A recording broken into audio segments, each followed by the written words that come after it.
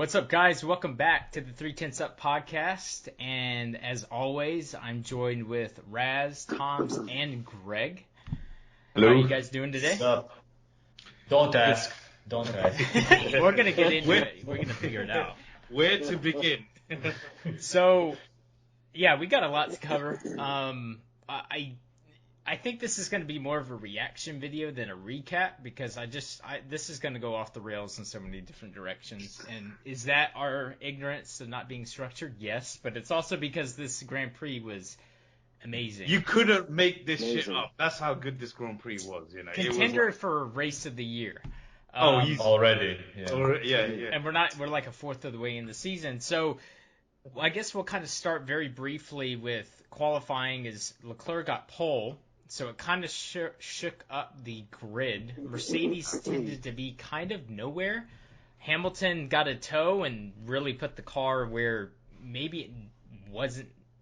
Well, accurate. no, it wasn't because the tow was the thing that basically gave him that. Got him it. And they admitted it as well, the monster tow. And, so the whole grid was shaken up from the start. And it was...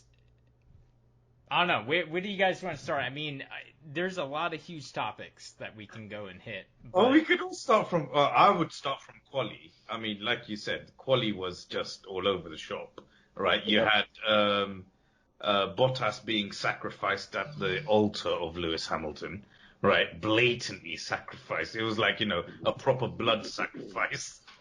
Because then when he wanted the tow, he had nothing, and he was like P10, right? And then qualifying was basically the worst since what was it, Hungary 2018 with 4 red flags. I mean, there was or 16, yeah. Oh, yeah. Sorry, whichever it was, but basically 4 red flags, right? And then the Q3 shootout basically became a bit anticlimactic, hence why, and it was the irony of it all was that it was Yuki Tsunoda who basically screwed up the front row start for Red Bull, right? And that's going to be a theme. That's going to be a theme, I think. I generally think, right, the AlphaTauris are going to cause more headaches for Red Bull over the course of the season, right? And they're competitive. That's why they're actually really competitive this year. They're a bit too good, according to Helmut Marko, right? That's the thing. That's what I'm saying. They're going to cause them more headaches than needed. I mean, they helped out today brilliantly with Hamilton's pit stop, right? And Gasly basically just slid in there. It's Gasly's revenge tour. That's all it is. I mean, it just keeps going on, man. Yeah, that's what I'm saying.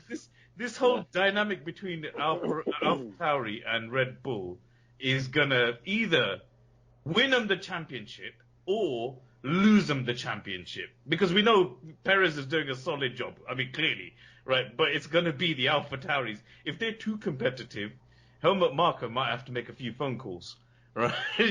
Or just walk down, move from his garage in the Red Bull garage, walk a few steps down. Go to AlphaTauri and go, look, France, I don't want none of this shit. No, he's just going to replace Gasly with Albon. That will be fine. Yeah, exactly. No, but here's the thing. They can. Okay. Sorry. You can use them in a way that is also beneficial to you. Like if Gasly keeps driving like God, like he is right now, then you might as well keep him somewhere close so he can mess up Mercedes. You can use him properly because that guy's on fire. Honestly, the guy is driving like a god.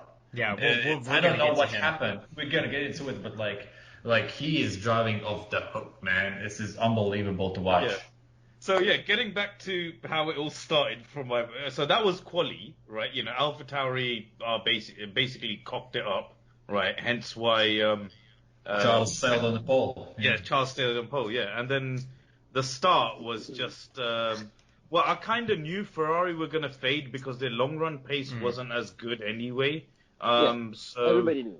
Everyone knew that. Yeah, they don't have the straight line speed with the engine power. So it was Gonzo. It was inevitable, right? It was only a case of how long could Charles keep it there, if you had to put tabs on something. And then from then on, it was just longer than we thought. Longer than Sorry? we thought. He held out Yeah. longer than we thought. Yeah, that's true. Yeah, Definitely. and Much definitely. longer. Yeah, and then the inevitable sort of like what really was good apart from the end. We'll get to the end in a bit, but for me, what was really good was that Perez was able to do his job as what he was hired for, a solid backup driver. Finally. Finally, I mean, the car was working. He was working well with the team. He was on the pace all throughout practice as well. The brilliant start set him up. Yeah. Exactly, and I mean, quali was a mistake because of AlphaTauri.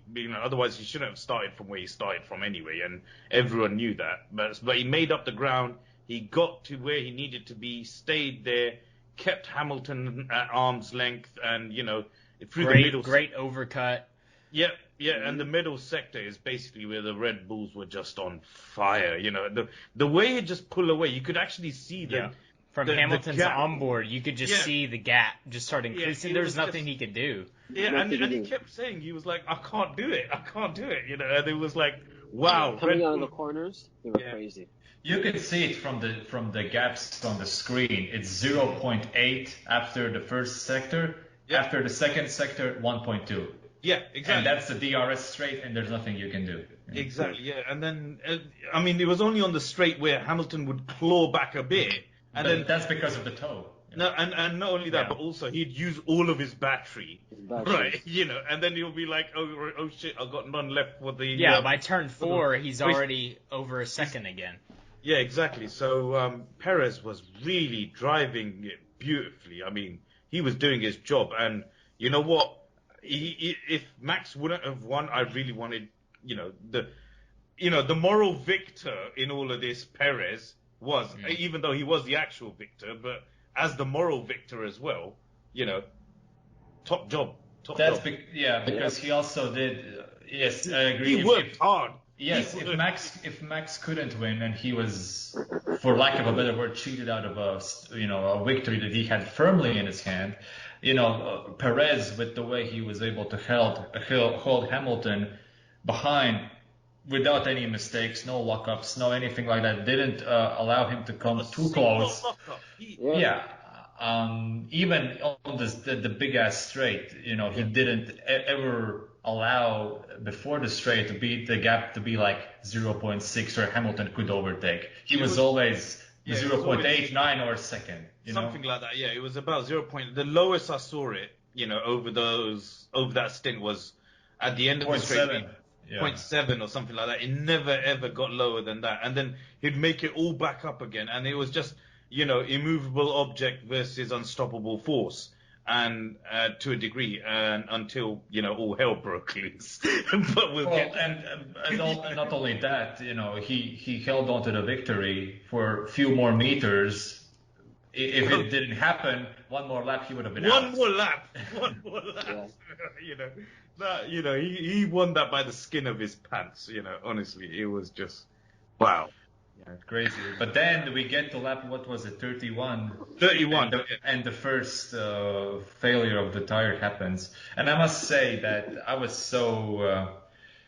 Andrew, you wanted to talk about Pirelli, but before I give you the floor about Pirelli, how lucky everybody is that Lance was able to control the car going into the wall and not have it go back into the center of the track where Sainz was going full steam ahead. How lucky was that? How lucky was that Verstappen later on didn't collect Perez or Hamilton?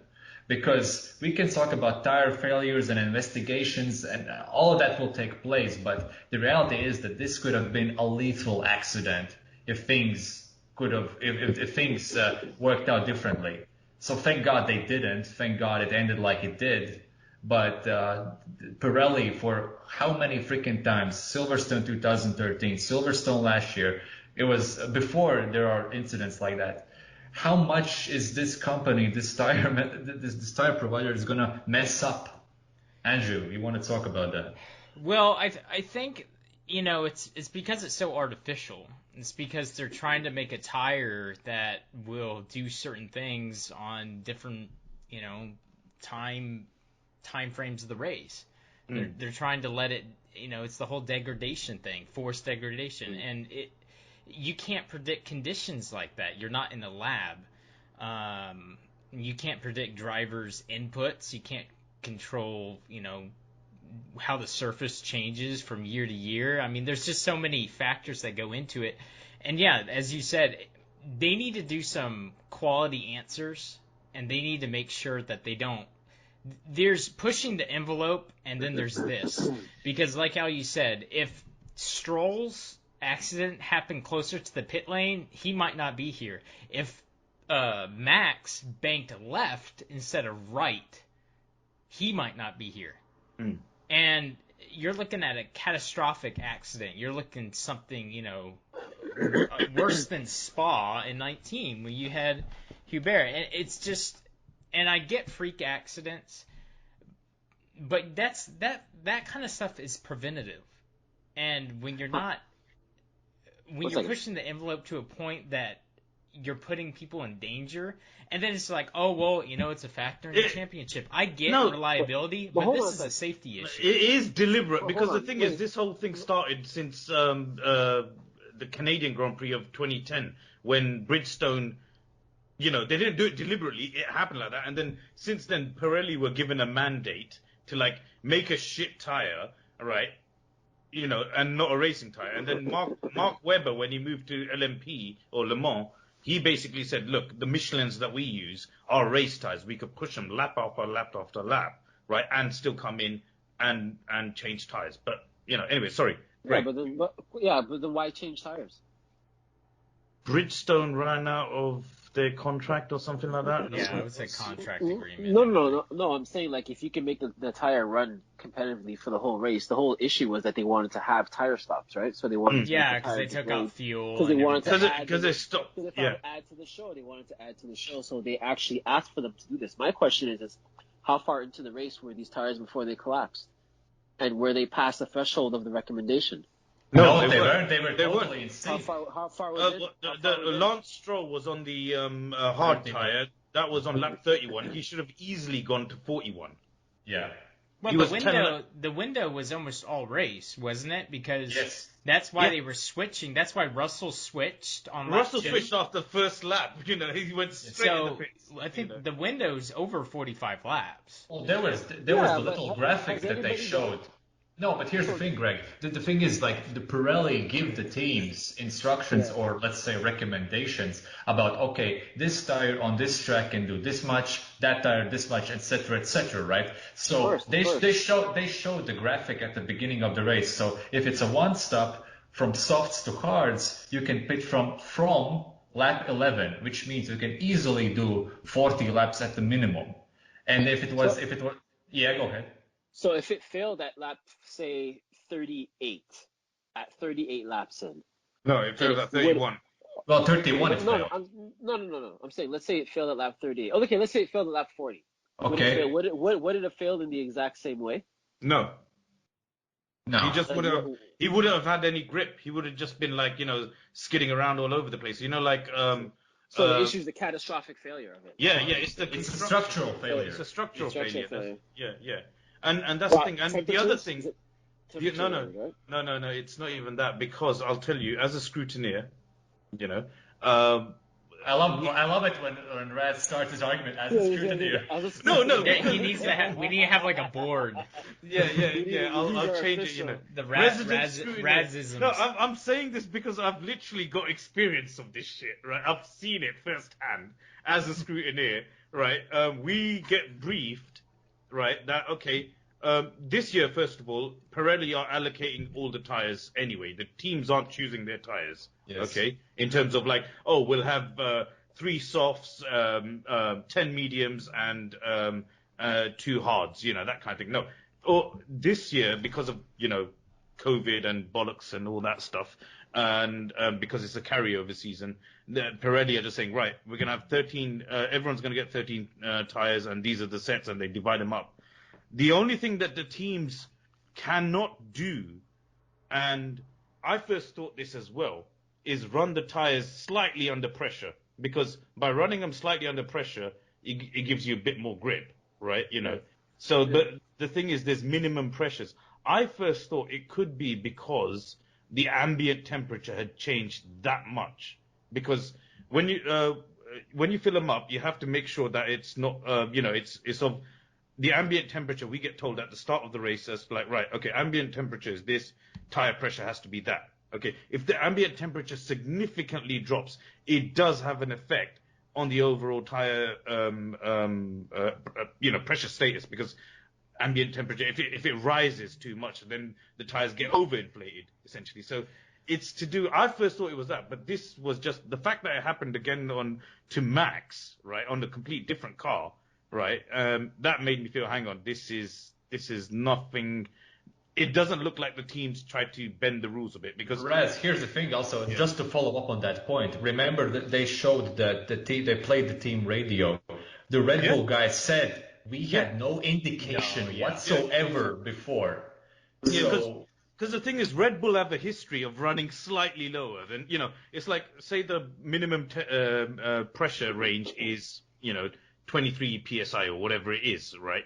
They would really edge it. They're the ones that we always get told that, look out for Red Bull. Make sure they don't really push it, right? Because their whole philosophy of their car, they could play with that and all that stuff. I first thought it was that. But the fact that it happened to Perez, not to Perez, sorry, Lance Stroll, right, first on the Force India. And Force India are Aston Martin. I'm thinking back to the time when I was with them, right? I was actually with them in 2018. Yeah. So no, the thing is, I assumed it was something to do with procedures like that. Someone might have tried to cut it, because when you go long, you want to keep the pressures as low as possible, because over time, gradually the heat builds up. Increases, so that kind of thing. I first thought it was that automatically, right? And hence why, as a scrutineer, right, but it wasn't. Overall, this is a safety liability, and that's the word. As a fan, you're like, okay, at that point, I was like, well, now that, Hamilton's going to probably take this, this could have huge championship repercussions. Implications, But for the priority standpoint, this is a safety issue, and enough for Red Bull to say, you need to red flag this because we had no idea. So that's what pisses me off and I love that. I love the FIA, radios from team to Michael Massey. That it gives a lot of insight, because it basically gets rid of all arguments. Otherwise you see the keyboard warriors like, what the fuck did they red flag it? Right. And all that stuff. It's like, dude, safety, right? You don't want these guys to die, right? Which is so good to see. Which is so great to see that the teams do pull together in that way. That's something that you're not going to see in Drive to Survive. You're going to see that. Go ahead. No, sorry. Not only that, it was Red Bull who asked for the red flag, even though a red flag situation put them in more danger of a liability from a championship standpoint. Because they could have just stayed, okay, let's drive till the end of the race under safety car and keep the win for Perez. Well, they risked the red flag. They had his hydraulic issue. They had to go from a standing start. They had, they didn't know how anything was going to play out after that. They could have been selfish. Yes, but they weren't. But they didn't. Yeah, exactly. Because the thing is, it's a safety, is a massive safety issue. And not only that, think about it, right? When I saw, when you watch it again, Lance Stroll's crash, right? You see how his front wing flips over the barrier, right? Yes. And it's like, okay, even though there's no fans allowed, right? It's a street circuit, and you got people living in their watching from their balconies and shit. Yeah. Yes. I swear to God, if that tree line wasn't there, right, it would have hit someone in the face, right?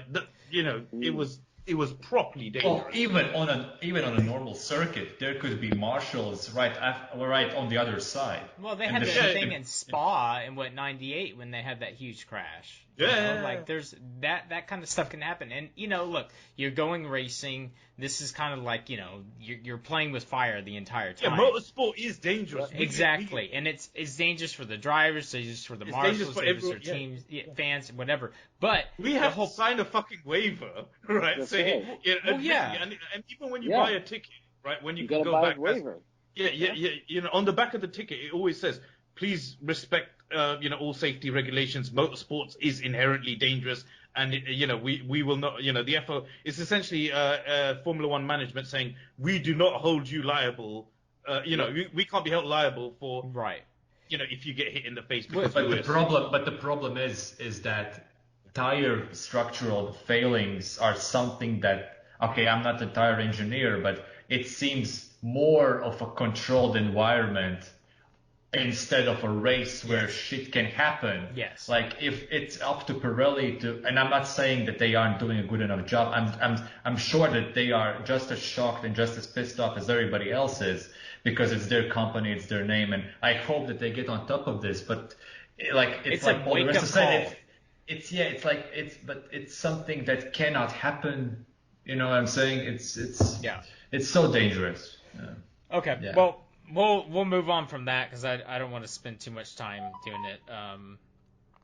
I guess we'll talk a little bit about Max, and that's going to lead to Hamilton. He drove a amazing race. There was nothing. He had control of the race ever since Leclerc pretty much faded because of Ferrari. Red Bull had to stop 1.9, got him out in front of Hamilton. They did the same thing with Perez. I mean, this was a Red Bull show. He had this locked. And it kind of looked Bull like basically did everything right. Right. I mean, they could have done anything else. It was perfection up to 47. It felt like 2013, frankly. And you know what? It was weird watching that. It genuinely felt weird. Like, nah, this can't be happening, right? It was like this is my first time I felt heartbreak for Max Verstappen, literally. Yeah. Shock horror. Right?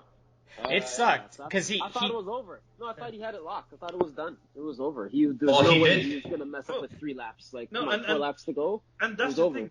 The radio message just before that happened, from his engineer, what Christian Horner was saying was like, we just told him that, look, everything's normal. Just carry on as you are. And then, boom, right, that happened, right? And that's how. Wait, hold on a second. Wait a second. A few laps prior to the incident, didn't Max get a radio call saying that his rear tires were on the limit? No. That was way before. That was way before. That was before the tire change. That was before the pit, right? No, that was a recommendation that you need to keep an eye on that tire in general. But I think it was the right rear. It wasn't the left rear that exploded. And that was management. It wasn't in terms of like. It was just keeping the degradation. Yeah. Just keep an eye on that. So he manages heat blister. That was on like lap 17 or something. It was very early. Was it that far back? Yeah. It was quite early on. I remember it when he was pulling away, and it was like, okay, all right, you're doing good, but just be careful. He just got the lead after the pit stops. It was something like that. Yeah, it was. He was still behind Seb, I think, at that point. Yeah. Yes. Yeah. Because Seb did that massively insane overcut, right? And that's the thing about the Silverstone team, as I'm calling them, right? Because you got Brackley, you got Silverstone team. Under their many guises, they've always played the long game when they're starting. One of their drivers, at least, is starting outside the top 10, right? Because Seb missed out yesterday. Well, let's get to Seb a little bit later. I'm going to finish up with Hamilton real quick. Okay, go on. Max, so Max now crashes out. We've covered the whole Pirelli thing, and it looked like the ultimate reverse swing. If Monaco was the swing in Red Bulls, this was the swing in Mercedes. And I said this before. I'm like, I don't think I can do the podcast if Hamilton does this. I was the amount of dread, because I'm not anti-Hamilton in that way. It was just like the amount of luck and everything that just swings his way, and for Red Bull to do everything right and just be gutted. It would be sickening. And here's the thing, right? With building up to this weekend, right?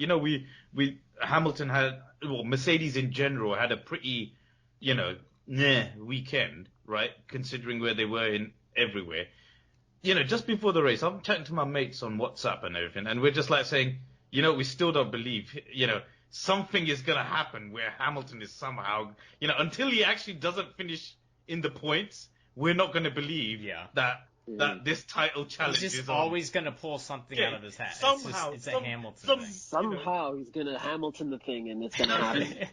And somehow always, take for example, we had Imola this year, right? Pure luck. I mean, basically, we were expecting, when it comes to his pit stops, he's gonna have when he was behind Perez, it's like, we all thought that he will have a safety car, then a pit stop, and he'll come out in the lead, and Dude, when he started reversing on Imola, it was like, oh my god. No, but the point is, you can't believe Mercedes until it actually happens, right? So like today, where he actually count him out. You can't, it's just like, nah. And he got away well on the restart, and I'm just like, oh god, here we go. Perez is too aggressive, and it's just like, oh, it's gonna happen. And he goes off. And then that was the moment where I believed that at that moment when I saw, and I wasn't celebrating, but at that moment okay, there is some justice in this world at least. Honestly, because I wouldn't be able. He didn't deserve to be anywhere near that win. No, I would have done the podcast by myself. Damn it. Yes, probably. Yeah, It would have been amazing. I would not be here. The thing is, right? It's like, you know what happened, and I know this is gonna be really bad, but which World Cup was it? It was. The one where Uruguay, Luis Suarez was 2010 against Ghana. Yeah, against Ghana. You know how against Ghana, that match. This is what it felt like. That handball, and he won by cheating, and he started celebrating. And the hand of God? No. Oh, that was 2010. Yeah. Blatant handball, right? Yeah, and then he gets sent off, right? And then somehow Uruguay, after the penalties, get through, and then he's celebrating like he done it. It's like, because of my handball. Basically, right? There was a situation where a cross came into the box for Ghana, and as well. Yeah, and there was a shot at goal. It would have gone in, but Luis Suarez was there on the goal line, and he literally volleyballed it, the hand with the hand the ball away. And because of that, he got sent off, but it went to penalties, and Uruguay still won.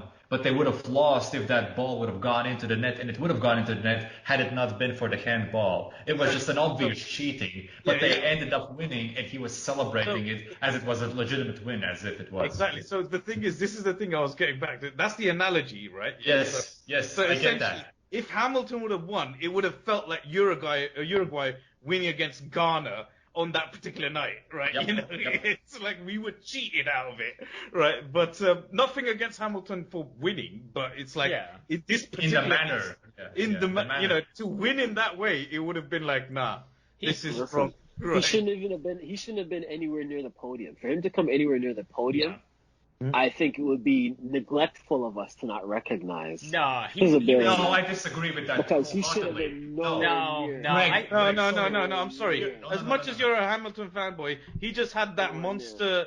If he hadn't had Valtteri Bottas sacrificed at his altar, right, he wouldn't even been there. He would have been P10 at most, right? I don't know. I disagree with that. But that's what I just. Isn't that what I just said? No. Kind of what I just said. He had no business being up there anywhere near the podium places based on that car's performance. There's no way. That car's performance. That car it was the second best car. It was not as good as Red Bull's. It's certainly not as good as it was last year in terms of Mercedes. If you compare Mercedes, it's not as good this year as it was last year. But it was clearly on race pace.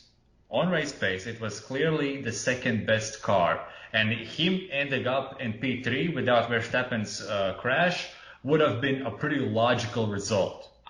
More than logical. I'm gonna give Hamilton. I'm not fully siding with Greg here, but I'm gonna give Hamilton more of a due because he was able to stick in the pocket of Perez for the entire race. and at least give himself the chance. Yeah. He didn't fade to P5. Deny. He probably should have faded to about P4, P5. He didn't, and he was in the position he was because of his drive and his talent. So I'm gonna give him that for sure. I think Toro Rosso. I mean, AlphaTauri had a better car. Yeah, but I mean, Oh look God, at, yeah, they had too good a car. Right. look at Bottas. That's what I I'm don't- trying to say. Like, I don't look want to at get Bottas, into like a exactly. huge thing of. I don't want to get in a huge thing of Bottas because I don't want to crucify him again. He's Because I already feel been like we get- crucified But 2 dude, weekends in a there's- row. There's two. That car was bad. This for Mercedes' standpoint, it was bad because Oh God, yeah. Bottas was nowhere again.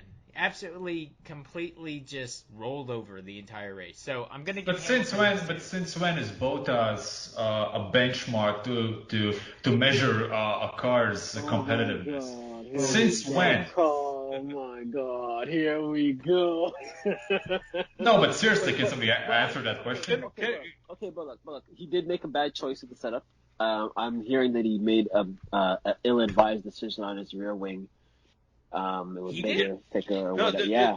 there was Somebody 2 did. rear wings. No, that they had an option of 2 because And he they took weren't the wrong sure. one. Yeah, he I took the mean- wrong one. Yeah. And it was a big decision.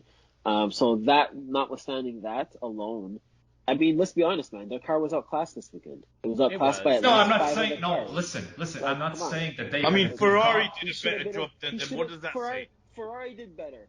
Yeah. AlphaTauri did better. Friggin' damn near the Aston. Canadian boys almost. McLaren- Aston Martin had a better car. Everybody had a better car. On single lap pace, on race pace, they were comfortably P3, comfortably. Nobody was following Hamilton from P4. was. Hamilton No, but was. nobody was near Hamilton the whole race. No, that's what I'm saying. No. Vettel got close. No, At all the I'm end, saying is at the end. Hamilton was that pace. Hamilton. That's right. Yeah. Hamilton was the Bottas pace, not the was- car. Yeah, not the car. Yeah. Hamilton was. So yeah. I know The what car you're saying. had the capability, but it was If- Hamilton that did it. But that's what he's paid to do. That's why he's the highest paid dude on the grid. That's why he's the GOAT, isn't it? Yeah. Yeah, No, yeah. the thing He's not, but yeah. No, yeah, Yeah. yeah. No, but Okay, the so thing by is- that logic, they pay everybody to do that. So Okay. why is everybody no. doing that? No. What I'm Well, saying. Verstappen was about to win the race. Okay, no. I'm cutting it off. All right. This is over. Okay. It's done. All right. Okay. I'll just finish off with one point about the Mercedes car as a package, right? Bottas basically drove it at, say, 90%. Hamilton drove it at 100.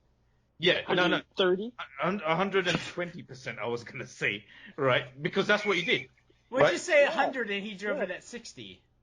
Whatever, but yeah, you get the point, right? You know, it's like, okay, and of that 100, right? Yeah, it was that 6/10 monster.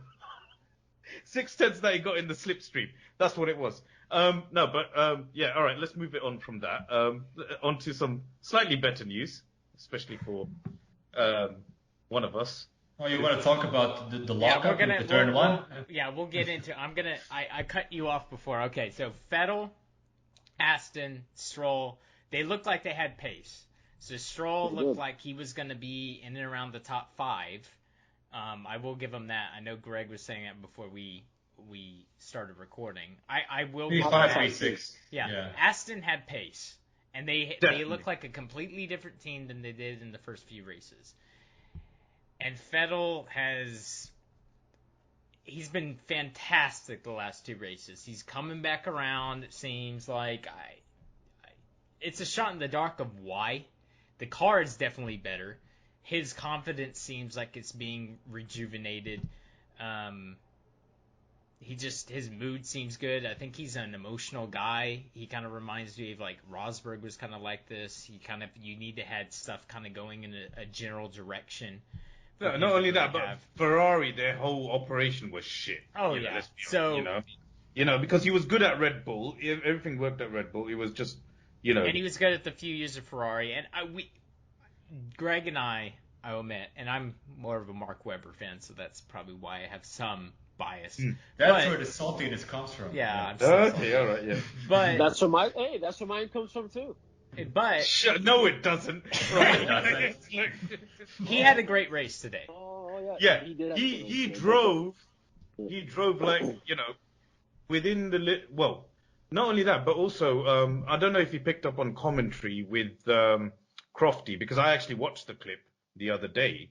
There's one YouTube channel which has all the full radio clips for, Yes. and that kind of.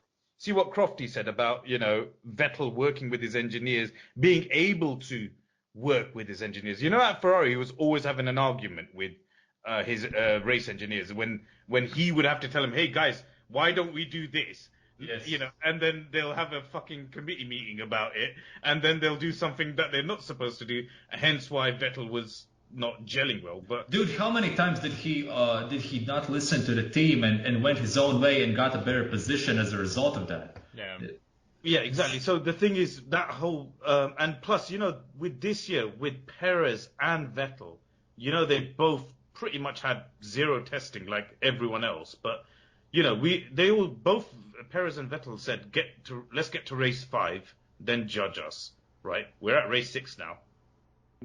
we could, and damn, it's. And I take some of those races like Portugal and Spain is like that's more practice. Like, yeah, because they had zero testing. Yeah, I mean, pretty much. Especially Seb had no testing whatsoever. He had reliability issues constantly. He only had 3 hours, right? 3 hours.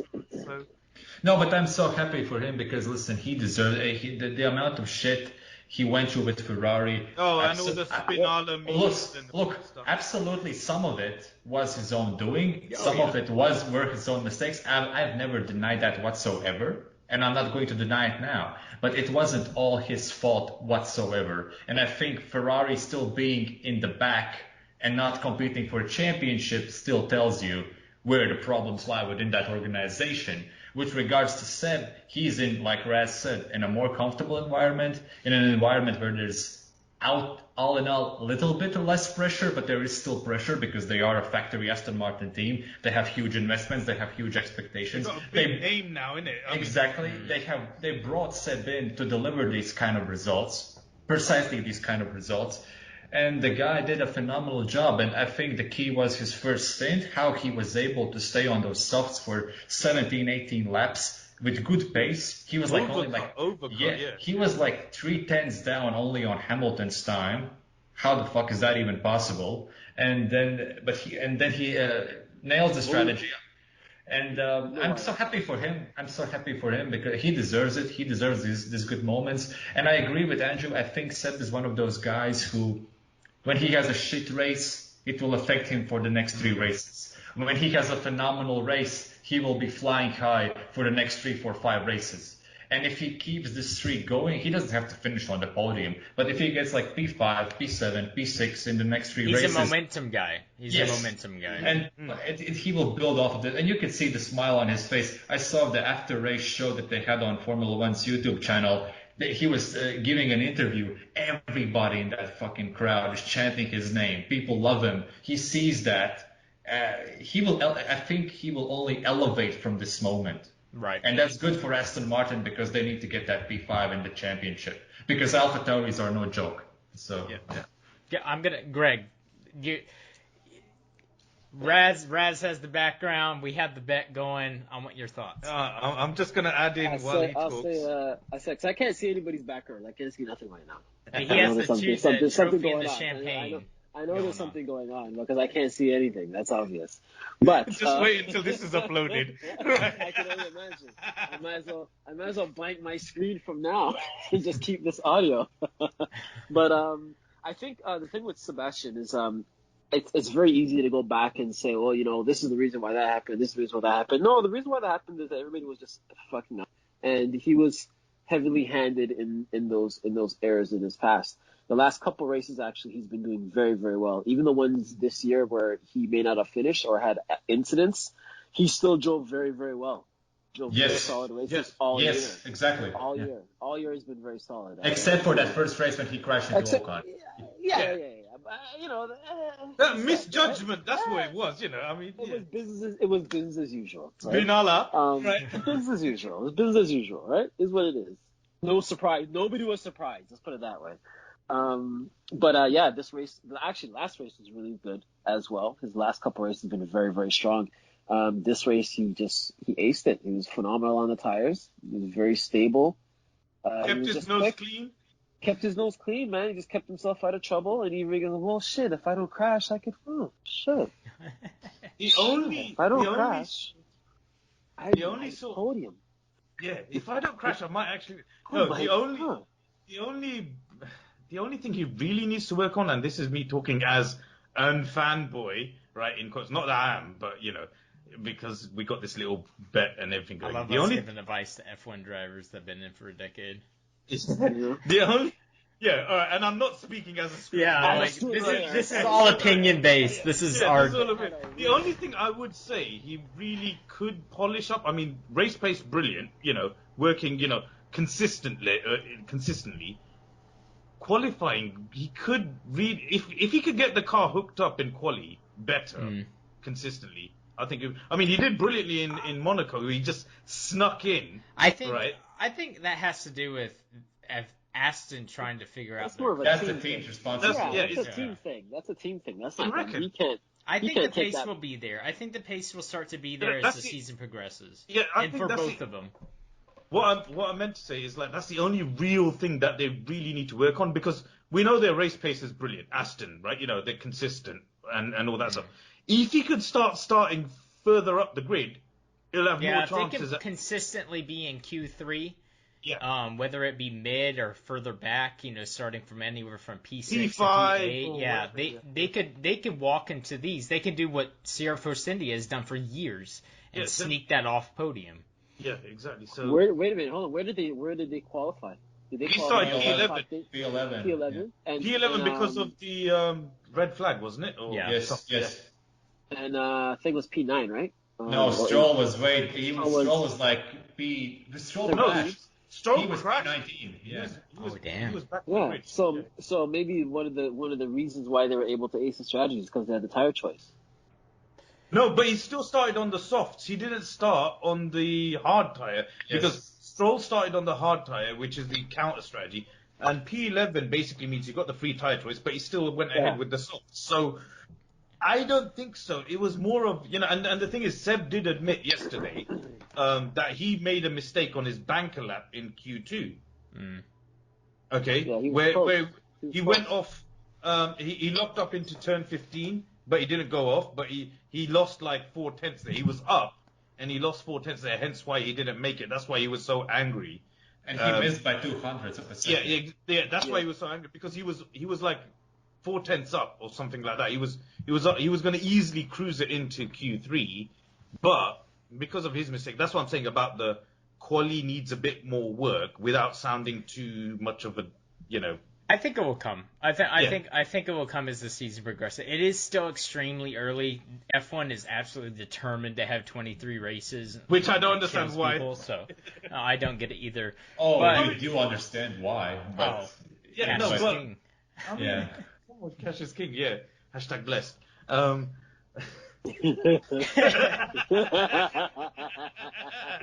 You see that? You are a fan. You're probably the biggest Hamilton fan I know, Rad. You know that, right? He's like the biggest. No, he's not bigger than Greg. He's not bigger than I am.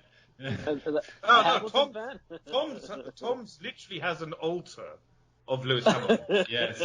It's like the Hey Arnold thing. Exactly. And he does a blood sacrifice every now and then. Maybe he forgot to do it for the last couple of weekends. That's why Hamilton Get back on that, Tom. Come on. I'd like Greg, I offer my apologies. It's my fault that he had 2 shit races in a row, so I'm sorry. Well, we're going to stick with Tom's here because we're going to talk about your boy, Gasly. Oh, yes, sir. In AlphaTauri. Sonoda too. Qualifying. He had another. I thought Sonoda was going to be a spoiler today. If he didn't crash in quali, he would have been a real spoiler today. No. Sonoda might be. All right, I've got a theory, right? You know how Red Bull love to swap their drivers mid-season, right? And being that this year is quite long, right? And the Sonoda hype train is kind of dying down. Have you seen F2 recently? Yuri Vips Estonia. Let's go. Baltic Brothers. Did you watch it today? Yes, I did. I watched it today. Right. I saw it today. Did you see how beaming Helmut Marko was? right? Oh, he always is when the guy is winning. No. And this is the thing. This is what I'm thinking. Here's my theory. Hear me out. Short-term memories. So, you know how Red Bull or Helmut Marko loves to hire and fire, and he's probably going to get bored. He's like, right, it's 23 races this year, right? Sod it, right? He's gonna sideline Yuki Tsunoda, okay, and put Yuri Vips in there, right? If Vips keeps delivering, right? Because the way Helmut Marko was like, gorgeous, precious Yuri Vips, and all that stuff. Right? Reds, here's the thing. I think I see where you're coming from. I totally see that Yuri Vips could come in, but if he comes in, it's going to be at the start of next year. I think with Honda still officially being part of Red Bull AlphaTauri, that Japanese connection will be meaningful enough for them to keep on Yuki. At the same time, Yuki P7 today, he still has time to prove his worth. Yeah, but a rookie. The point is, the thing is, after seeing today's F2, and we all know Helmut Marko always loves a good firing, right? What's there to say, he might not do it, either halfway. All right, if he doesn't do it halfway through this year because of the Honda links, definitely at the end of the year, someone's getting fired. Maybe. I think Yuki's a proper rookie. I mean, he has those glimpses of, you can see he deserves to be in F1, and it doesn't. And everyone knows this on this little group. It doesn't always translate. No. And it's F2 is completely different than Formula 1. You have people that stomp in F2 and don't make a name for themselves at all. I think everyone wants it to be, Norris, Leclerc. You want Russell. You want that kind of Hamilton, Rosberg. Yeah, you can go down the list, but you could easily just get another. I'm sorry, Albon didn't perform as well as they should have, or Van Dorn. So you can get Palmer, stuff like that. yeah. Palmer, you can get people like that. Palmer wasn't that good. Come on, man. Right? He won the GP2. He won the GP2. Yeah, after how many years? Yeah, but who cares? He still did it. Okay. But with regards to AlphaTauri, how great was that fight between Gasly and Leclerc? Okay. How he kept that, and he was overtaken. He jumps back into the slipstream, then goes up the inside. Then they keep going for the next 3-4 corners, and he keeps the position. I'm sorry, you Gasly haters out there, watch it, drink it in. Tell that to Helmut Marko. I'm telling you. How much proof do you still need that this guy is class? The guy is unbelievable. The problem with Gasly He's good. He's good. Greg, unbelievable. Come on, man. That was a fantastic race today. That was fantastic race number 10, dude. But listen though, he pulled it off. He defended back the position. He drove phenomenally well. That's today. class. You can't take it back. You can't take it back from him today. I can't even be comical about it. He drove. Yeah. What's there to be comical about, dude? He's a race winner. He's a 3-time podium finisher. He's the greatest driver in the history of Toro Rosso team. He's made AlphaTauri and Toro Rosso something of a competitive midfield. And he's done that from the ashes of being fired with Marko. I mean, and this is the problem, right? It's the whole firing and hiring thing, right? With Marko and Red Bull. That's fine. Don't touch Tsunoda. No. But I'm just saying. I wouldn't be surprised if it would happen. Yeah, but I mean, what's interesting? Because he's got a bit of an itchy finger. Well, no. Let's keep it on Gasly though, because Gasly. The issue is that Gasly's now in an environment where he can succeed. Yeah. Right. He's and a if he was leader. switched back, it's a lot more than that. It's a lot more than that. It's culture, right? And he's just not going to operate properly in a culture where they have to. It's kind of like working at a job where every time you wake up in the morning, you just don't know if you're going to make it to the end of the day. You might have your shit packed up by the end of the day, like a floor trader or something. You know what I mean? Yeah, but that is, like but Greg, that's a question more to the team, not to the driver. That shouldn't create smoke screen for when we listen. No, it shouldn't create a smoke screen for the moment when we try to rate drivers' quality. I think that's his point, though. I don't disagree with you, but that is part of my point as well. Is that you can't take away the fact of the environment is definitely crucial. I agree with that, but I'm saying they're Yeah, human but beings. They're not machines, right? So Yeah. and that's not to take away from what he's accomplished. I'm not saying that his achievements are solely because he's in the right environment. But He's the in a better environment position matters. to succeed. The environment matters dramatically. Oh And God, now, yeah. That's with any dramatically. job. That's with any job. Where But if you're if you're in a toxic environment, Yeah. you won't do as well as you would in. Yeah. Yeah, but you look at the way. Okay, but the let's say the more familiar, the more comfortable environment was also there for Kvyat. It's also there for Yuki Tsunoda. It was also, who was his teammate? Hartley in 2018. It was also there. Gasly beat the fuck out of them all. It's like, but you can't judge people based on their personalities like that. You can't say that because someone else had that situation that they should have performed better in it. That's counterintuitive. But you are saying that Gasly is here because of the environment. I disagree with that. No. I'm not. I don't. I think his environment is the way the environment the way he's in this environment has helped him, and he's benefiting from it because he's in a better environment. Yeah. I think he would have been able to succeed regardless, but this is allowing it to be more displayed. He's allowing it to be more comfortable. And I think this, if anything, this is allowing him to be better because he doesn't have that pressure. I'm not saying he would never or wouldn't got to this moment. He would not have got here, not at Red Bull. No, not at Red Bull, but I just think that I agree with you, Greg. I think that the environment does very much help. And I'm not disputing that. Yeah. I'm not disputing that. I'm just saying he deserves. All I'm saying is that we would never know how great he is if he was not in the environment he's in. I agree with that, but at the same time, if you make a list of top 5 drivers currently as of right now on the grid, can you make that list without Pierre Gasly? No, I think he's there. I think he's there, and he's there because of his own merit. I'm never taking that. On top 5? Top 5 easily he makes it. He's flirting with it. Come on. He's flirting with it. Yeah, he's Come on, man. How is that even a debate? I can see it would be a debate, but he's flirting with it. I mean, okay, let me... Dude is having 3 podiums. We got time. What you did? Yeah, we got time. Don't worry. 3 podiums with Toro Rosso. Are you kidding me? A race win? He won a race in Italy when McLaren had the better car. Okay, so who would you put above him, or? Fine. Well, in that top 5, okay. I put Lewis, Max, Carlos, Leclerc, Perez. Perez. Come on, how could you forget? Okay, Perez? so what I have.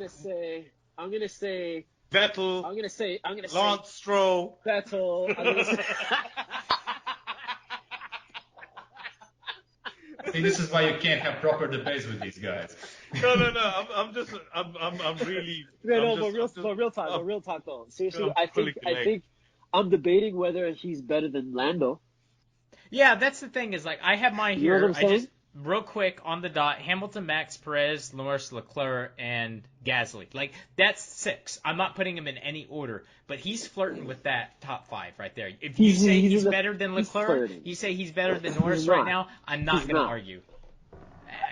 It's good. It's good. I get Leclerc gets two poles, but he's there, man. He's holding off. You know what, man? Let's give Gasly 2 more races. I think he's going to be better in 2 races than he is now. 2 more races, come on. He had to endure a firing. On that same weekend, he lost one of his best friends. The guy has been on the podium 3 times with Toro Rosso. He's carrying that team. What else do you want him to do? Sainz or Gasly? Who's taking it right now? Who's your favorite? These are my 2 favorite drivers. Yeah, I know. That's why I'm asking it. Who would I think right now? Yeah, right now. You got to choose right now. Gasly. And I love Carlos, but I will take Gasly. I'm more He's impressed. great. I think he's up there right now with Leclerc. He's up there with Norris. You could put him with up Carlos, there. with everybody there. Yeah, you have to take the car into consideration. Yes, AlphaTauri is not a garbage ass car. I'm not saying it is. No, it's too good. It's too good right now. But Gasly he has the worst car of all those guys that we talked about. Exactly, and he's elevating them. Yeah, that might not necessarily be true. That car actually might be better than the Ferrari and the McLaren. Come on, Well, baby. no. I'll tell you. No, Greg's right. Yes. No. I'm I'll tell you why. telling No. you. All You right, gotta I'll tell watch you the why. car Okay. The drive. Ferrari It got is pole better. though, and McLaren. Ferrari got two pole Can I positions. just interrupt right there, right? Okay. Technically, Actually, Gasly should have gotten pole yesterday, not Leclerc. no. Actually. Oh my god. No. I won't go that far. Look at But the times. technically, this year's AlphaTauri is last year's Red Bull to a degree. To 90% of it is basically last year's Red Bull. So It's just a little easier to drive.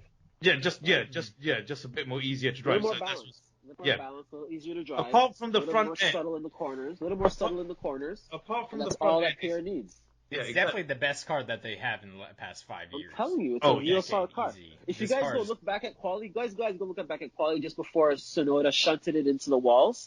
And there was a Ruins it for very good- everyone. There was a very, very, very, very, very good chance that he could have gotten top 2, top 3. But he didn't get any toe, unlike Leclerc did, and that's where the He pole didn't need position. it. Right, but he didn't need He it. did, dude. I think a Gasly's lot car- of people. Gasly's car's fast as shit. And it's I'm not saying They it's got a not, good car, I'm not man. saying it's not. I'm just saying that it's quite a leap to say, oh, he could have gotten pole position when he didn't have a look toe. at Where the like, corners. But just look at the section times. I'm saying, if you look I, at the section I know what times. you're talking about, Yeah. Greg, but that toe makes a massive difference. I Yeah, think, but up there, I think if anyone got it, I think if Lando Norris got a toe, he could have gotten pole. I think the toe Exactly. this year with Yeah, everything was this. very Yeah, good. this. But- Hamilton. But I'm proved saying, it. but I'm Hamilton saying proved you it with the can't. toe. Right, you can't put an Alfa Romeo and get a with a toe to get a pole position. At least No. AlphaTauri is in that conversation now.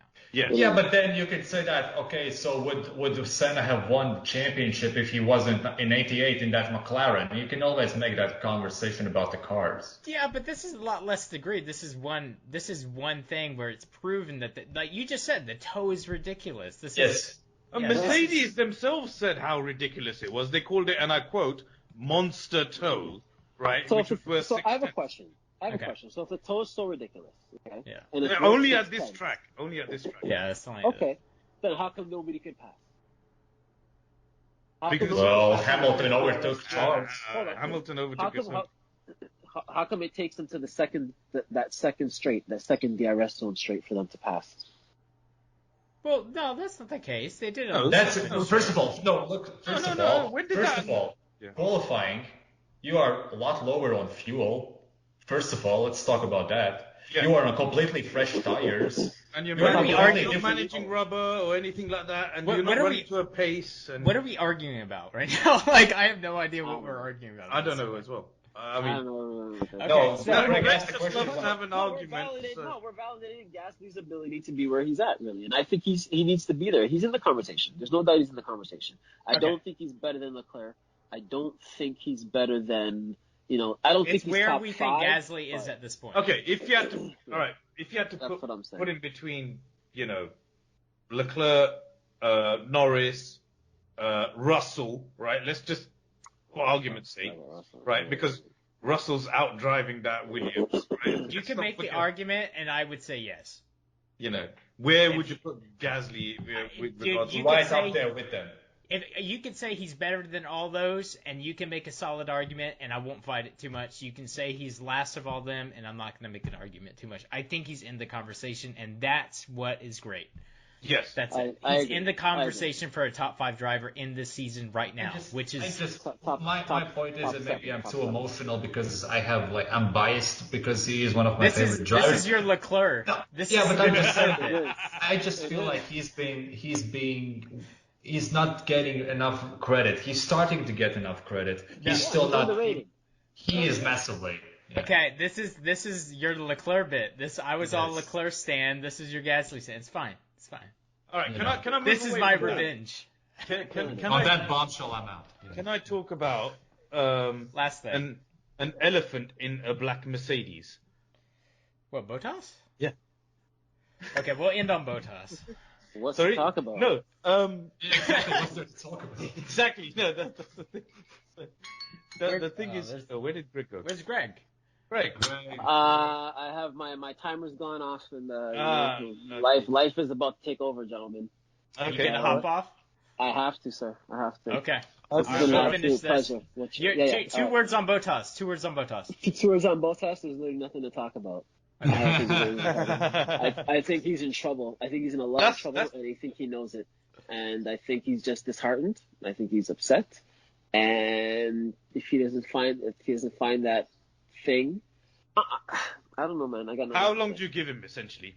Till the end of the season. This is his last year. Yes. Same. Yeah, Totally. that's basically the elephant that I wanted to address. But Yeah. can I say also one thing? But gentlemen, I gotta cheers out. It's been an absolute slice. It was a fantastic race, and I'll be watching it a couple more times this week for sure. Just to understand what happened. All right, yeah, pretty much. All right. All right, Have a guys. good one, Cool, Greg. cheers. Have a good one, mate. All right. Oh. Well, with regards to Bottas, if we started talking, just quick point. Yeah. Are we still recording or go? Yeah. Okay. No, Go no, ahead. So on Bottas, as much as I've criticized him a lot on this podcast, and I've maintained for a long period of time that he has no business in being in a top 2 car. He's just not that good. He's not at that level. I do think Mercedes' treatment of him has a lot to do with his current downfall. And the fact, if you go back all those 4 years, yes, he was brought in after Nico to be that number 2 driver. It was clearly the case that they went on having a Schumacher and a Barrichello. If they were still keen on having 2 alphas, let's say, as they did with Lewis and Nico, Pascal would have been promoted easily. Oh, easy, yeah. But they went into another direction, and frankly, it worked for championships. You can't argue with that. But, all the team orders, everything that happened in 2018 Russia, 2018 Germany when they didn't allow him to race, all the things they've said, like just this past week, the guy, had a freak accident with that pit stop. He was only off the marks by 2 or 3 centimeters. He came out and said, I was surprised about what Toto had to say. When you get he threw him under the bus, didn't he? Exactly. Yeah, and by the way, the tolerance levels are much higher. You can go 20 centimeters off and you can still do it. And even if he was 50 centimeters off, this is not something you talk about publicly. You say that to him off camera. And remember, didn't Mercedes have this whole no blame culture? Yeah, all of a sudden it's forgotten now. Yeah, exactly. And the whole, and this is my point. You can treat him as a number 2 driver, but when you drag him through the mud, literally, when what they have done over these past few months, these past few seasons, at the end of the day, he is also, like in that song, he's only human after all. And at one point, he will break down. Now, he should be more professional about it. He should not be way down the order like he was today. He should have better performances. But I do see a lot of blame in Mercedes as well, because eventually he was going to snap, and he has snapped, and they have a problem for the rest of the season, because if Max is driving at the level that he is and Perez is coming along, Hamilton can't do it by himself.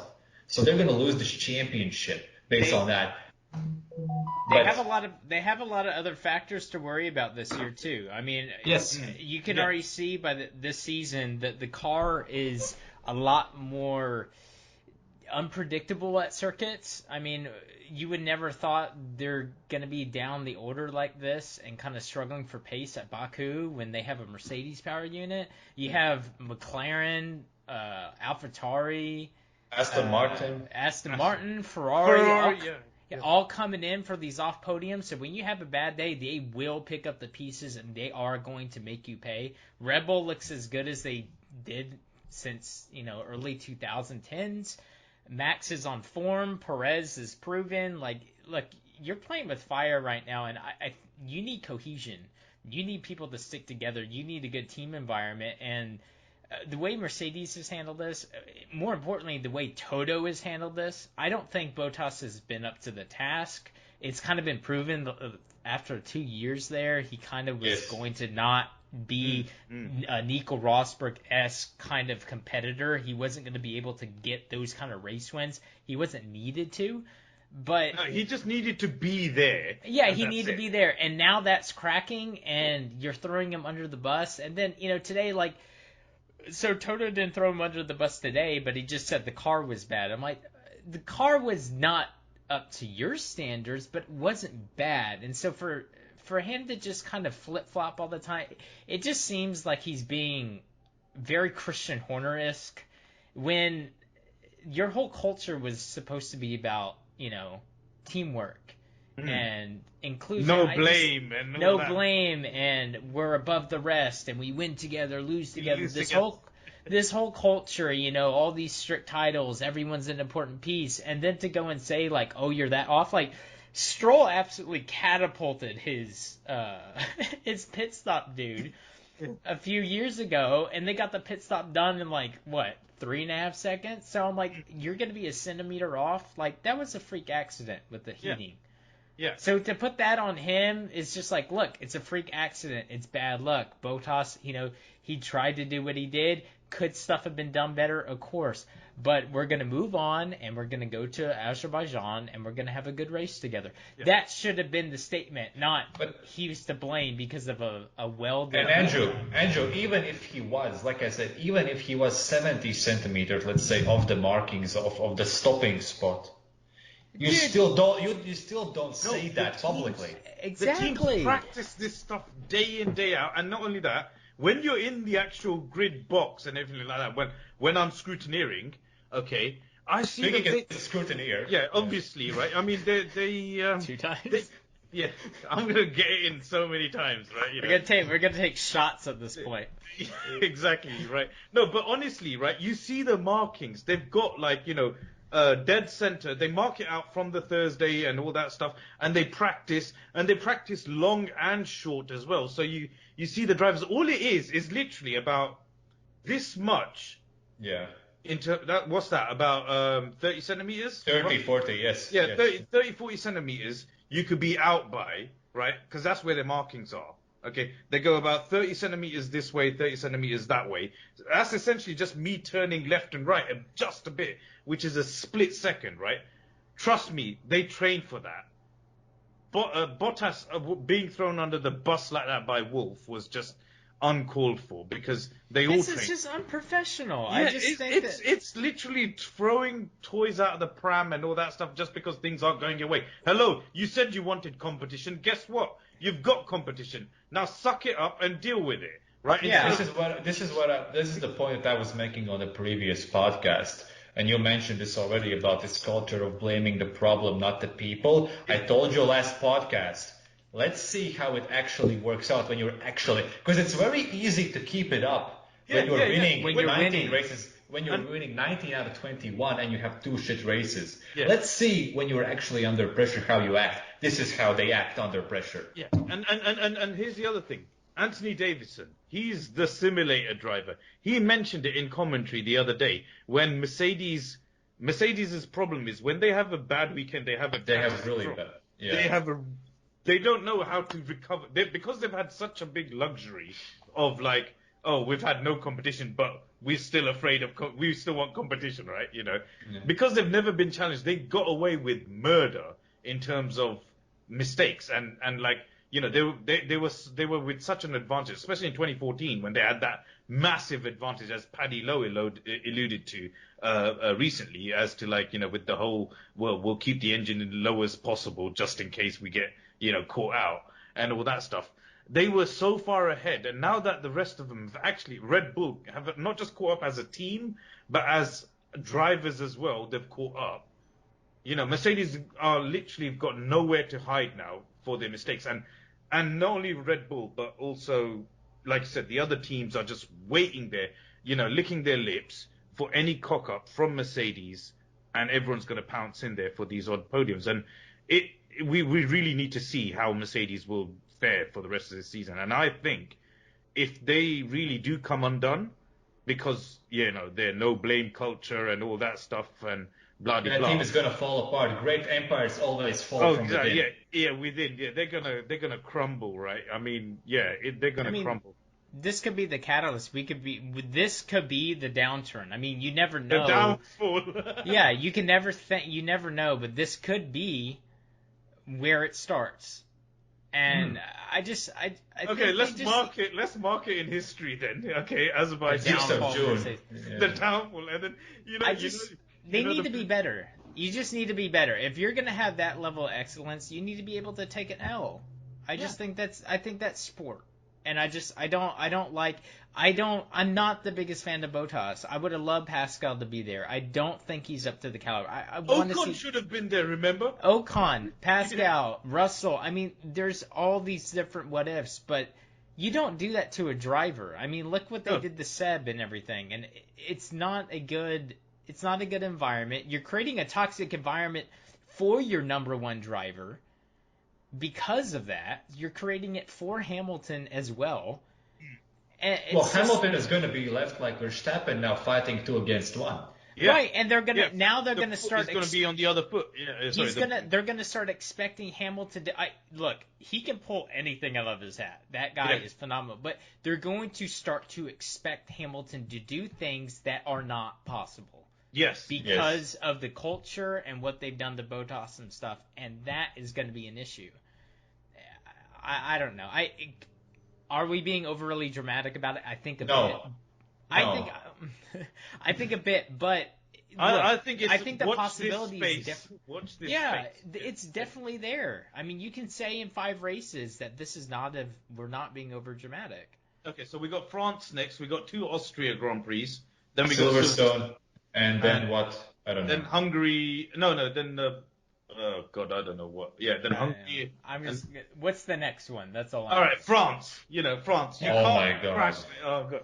We got France, and then we got a double header at Austria. Austria. So, I mean, we're going to be back. These are going to be more Mercedes, tracks. And even though Red Bulls are pretty good in Austria. Yeah, they are. So it's going to be interesting to see where the pace is, especially for France, because that is going to be a duel. It's going to be those 2 teams, and well, Aston Martin might sneak in there because technically they've got the same car, right? Well, I think they're getting back. I think as I laugh at Greg's messages and the whole, and he's not here to defend himself, but this is the greatest season of F1. Look, if you have them dueling it out and France, and that makes France interesting, I might be on board with it. Yeah, the good thing about France is, and I kid you not, right? It's called the Paul Ricard high tech test track, right? HTTT. It's got sprinklers. It generally has. Pirelli were there. Okay, Bernie. Pirelli were there last weekend, or last week with Ferrari, right? Because Mercedes couldn't afford to go or release their car, testing out the 18-inch intermediates and wets at Paul Ricard. Bright and sunny. I don't know if you saw the pictures. It was all bright and sunny, but there were sprinklers. They can actually. I mean, that's literally the only way you could. I'm not making this Formula E then. Look, if France is interesting, and if I don't fall asleep during France, then I would say that then the French Grand Prix will be in the same category as today's Baku. It would be that historic because France is that just, much of a win. Yeah, exactly. It would feel like I think this is. Greg's gone. We've covered a lot today. Yeah, there was a lot to cover. There was a lot to cover. This race pissed me off and kind of salvaged a little bit, but this was a good emotional ride. This was an emotional roller coaster. I still haven't gotten over this. Honestly, it was like a triple twist. Yeah, totally. Triple twist, not even a double twist. You think it's like, oh, right, okay, so, you take his mask off, and it's like, oh, no, it's not him, it's the other guy, and it's like, oh, no, and, yeah, it was an emotional roller coaster. Crazy. Twist. You can't make this shit up. Netflix, Drive to Survive, you better be on this shit, because you've got a lot here, right? If you want artistic material licensing and all that They're just stuff. gonna skip Baku because they want to do something else. Exactly. It's like how they skipped the second one, Bahrain. They did the secure, like, oh, criminal. Oh, criminal. Exactly. If they don't have this next year, right? There's something seriously wrong with them. They probably won't. That's the thing. Yeah. All right. All right. Cool, guys. Well, it's been great. Again, follow us. We're on Spotify. This is going up on YouTube, Google Podcast. We have Instagram. We have Twitter. The whole thing. Follow us. Give us comments, suggestions, likes. Subscribe to us if you haven't already. Thanks for joining us, and we're gonna do it again in France. So have a good one, Right. guys. Thanks. See you guys. Right. Bye-bye.